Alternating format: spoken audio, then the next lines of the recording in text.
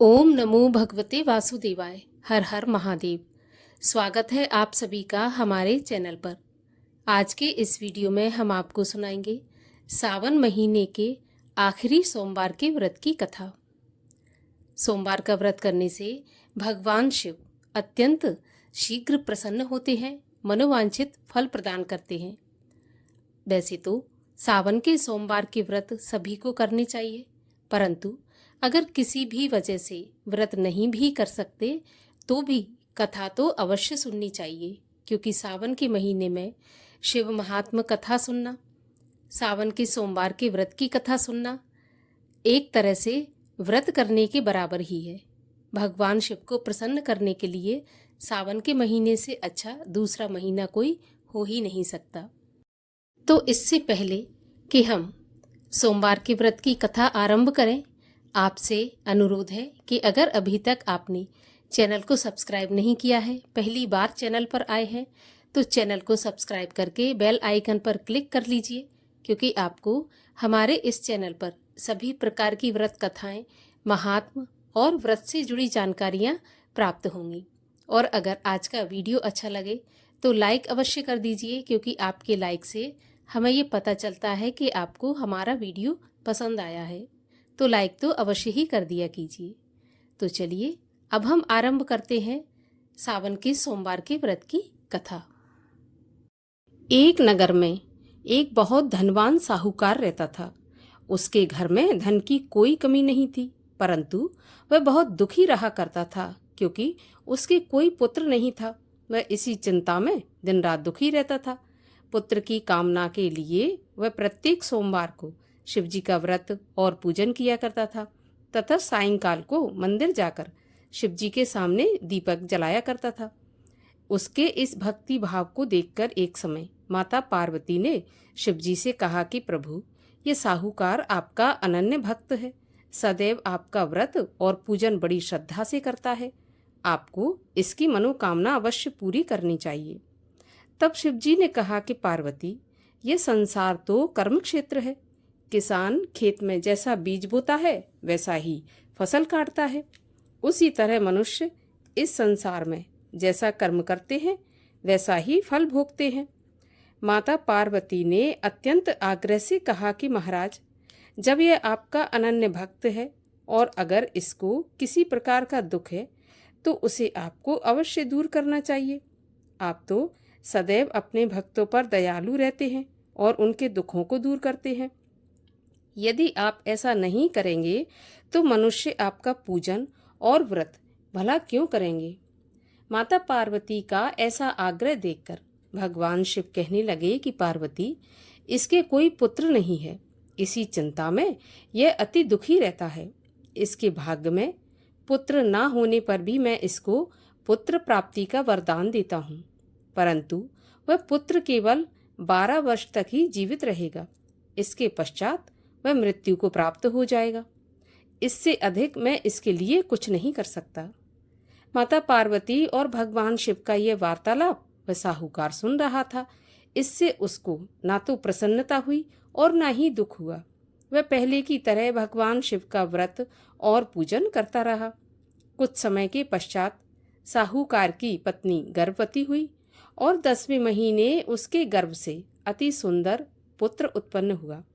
साहूकार के घर में बहुत खुशियां मनाई गई, परंतु साहूकार तो यह जानता था कि उसकी केवल 12 साल की ही आयु है, इसलिए उसने ना तो अधिक प्रसन्नता प्रकट की और ना ही किसी को यह भेद बताया।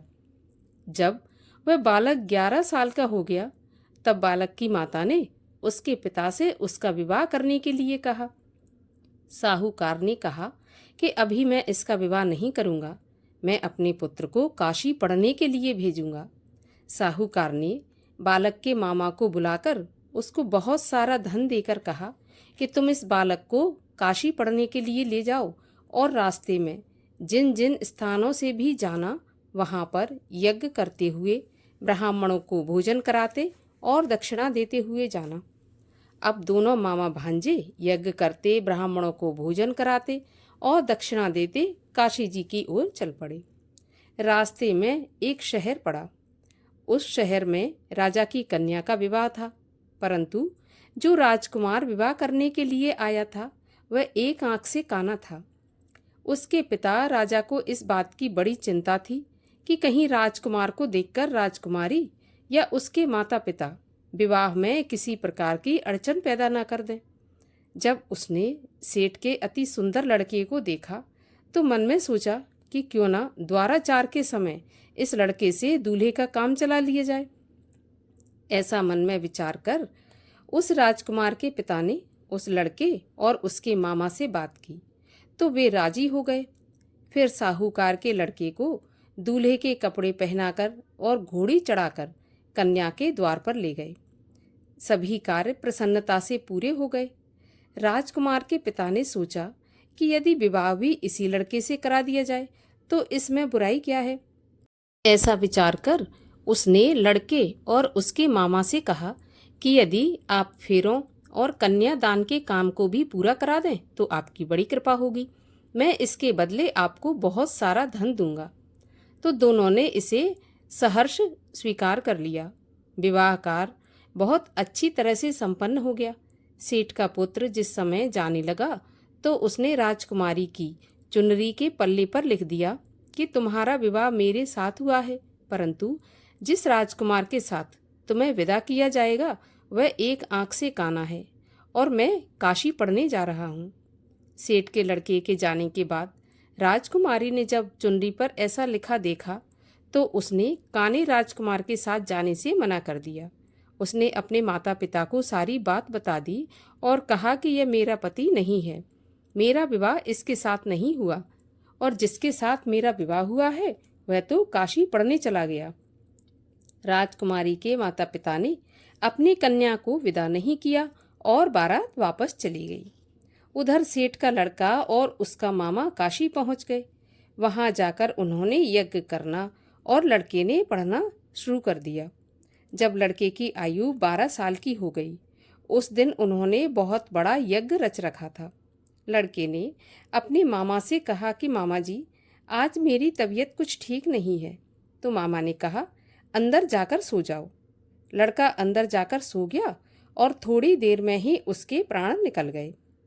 जब उसके मामा ने आकर देखा कि उसका भांजा तो मरा पड़ा है तो उसको बड़ा ही दुख हुआ, लेकिन उसने सोचा कि अगर मैं अभी रोना पीटना मचा दूंगा तो यज्ञ का कार्य अधूरा रह जाएगा। अतः उसने जल्दी से यज्ञ का कार्य समाप्त करवाकर ब्राह्मणों के जाने के बाद रोना पीटना शुरू कर दिया। संयोगवश उसी समय शिव पार्वती उधर से जा रहे थे। जब उन्होंने जोर जोर से रोने की आवाज़ सुनी तो पार्वती जी कहने लगी, महाराज, कोई दुखिया रो रहा है, इसके कष्ट को दूर कीजिए। तब शिव पार्वती वहां पहुंचे तो उन्होंने देखा कि वहां पर एक लड़का मरा पड़ा था। माता पार्वती कहने लगी, महाराज, यह तो वही सेठ का लड़का है जो आपके वरदान से उत्पन्न हुआ था। तो शिवजी ने कहा, पार्वती, इसकी आयु इतनी ही थी और यह भोग चुका। तब पार्वती जी ने कहा, महाराज, इस बालक को कुछ आयु और दे दो, नहीं तो इसके माता पिता तड़प तड़प कर मर जाएंगे। माता पार्वती के बार बार आग्रह करने पर शिवजी ने उसको जीवन का वरदान दिया। शिवजी की कृपा से वह लड़का जीवित हो गया। शिव और पार्वती जी कैलाश पर्वत पर चले गए।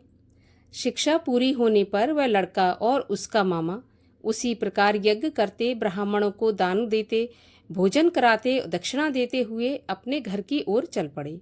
रास्ते में उसी शहर में आए जहां उस लड़के का वहां की राजकुमारी से विवाह हुआ था। वहां आकर उन्होंने यज्ञ आरंभ कर दिया। उस लड़के के ससुर वहां के राजा ने उसको पहचान लिया और महल में ले जाकर उसकी बहुत आवभगत की। फिर बहुत से दास दासियों सहित आदर पूर्वक अपनी राजकुमारी और जवाई राजा को विदा कर दिया। जब वे अपने शहर के निकट आए तो मामा ने कहा कि मैं पहले तुम्हारे घर जाकर तुम्हारे माता पिता को खबर देकर आता हूँ। जब उस लड़के का मामा घर पहुंचा तो उसने देखा कि लड़के के माता पिता घर की छत पर बैठे थे। उन्होंने ये प्रण करके रखा था कि यदि हमारा पुत्र कुशलता के साथ लौट आया तो हम राजी खुशी नीचे आ जाएंगे, नहीं तो छत से गिरकर अपने प्राण दे देंगे। उस लड़के के मामा ने जाकर जब यह समाचार दिया कि आपका पुत्र आया है, तब उनको विश्वास नहीं हुआ। तब मामा ने शपथ पूर्वक कहा कि आपका पुत्र अपनी पत्नी और बहुत सारा धन साथ लेकर आया है। तो सेठ प्रसन्नता से भर उठा। सेठ सेठानी आनंद पूर्वक नीचे आए। बाहर आकर उन्होंने अपने पुत्र तथा उसकी पत्नी का भरपूर स्वागत किया। सभी लोग प्रसन्नता के साथ रहने लगे। जो भी कोई सोमवार के व्रत को धारण करता है अथवा इस कथा को पढ़ता या सुनता है, उसके सभी दुख दूर होकर समस्त मनोकामनाएं पूर्ण होती हैं और इस लोक में नाना प्रकार के सुख भोग कर अंत में सदाशिव के लोक को प्राप्त होता है। बोलिए भगवान शिव की जय। और अब सुनते हैं भगवान शिव की आरती। ओम जय शिव ओमकारा स्वामी हर शिव ओमकारा ब्रह्मा विष्णु सदा शिव अर्धांगी धारा। ओम जय शिव ओमकारा एकानन चतुरानन पंचानन राजे हंसासन गरुणासन वृषवाहन साजे। ओम जय शिव ओमकारा दो भुज चार चतुर्भुज 10 भुज ते सोहे तीनों रूप निरखता त्रिभुवन जन मोहे। ओम जय शिव ओमकारा अक्षमाला बनमाला मुंडमाला धारी चंदन मृग मद सोहे भोले शुभकारी। ओम जय शिव ओमकारा श्वेतांबर पीतांबर बाघंबर अंगे सनकादिक ब्रह्मादिक भूतादिक संगे। ओम जय शिव ओमकारा करके मध्य कमंडल चक्र त्रिशूल धरता सुख करता दुख हरता जग पालन करता। ओम जय शिव ओमकारा ब्रह्मा विष्णु सदा शिव जानत अविवेका प्रणवाक्षर के मध्य ये तीनों एका। ओम जय शिव ओमकारा त्रिगुण स्वामी जी की आरती जो कोई जन गावे कहत शिवानंद स्वामी मन वांछित फल पावे। ओम जय शिव ओमकारा।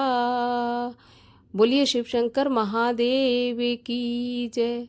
बोलिए पार्वती पति महादेव की जय।